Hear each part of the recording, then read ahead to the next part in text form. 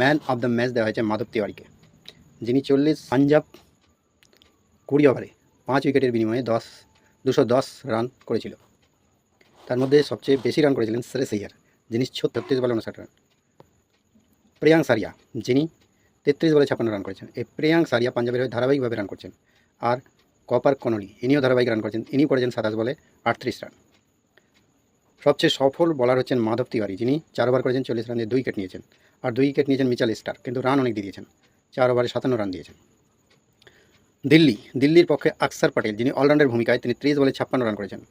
David Miller, যিনি 28 বলে 51 run করেছেন। আর আশুতোষ শর্মা, যিনি 10 বলে 24 রান করেছেন। তো অতি সহজেই তারা 7 উইকেটের বিনিময়ে 19 ওভারে জয়ের রান তুলে নিয়েছে এবং দিল্লি ক্যাপিটালস তারা পাঞ্জাব থেকে জয় ছিনিয়ে নিয়েছে। ম্যান অফ দ্য ম্যাচ দেওয়া হয়েছে মাধব তিওয়ারিকে, যিনি 40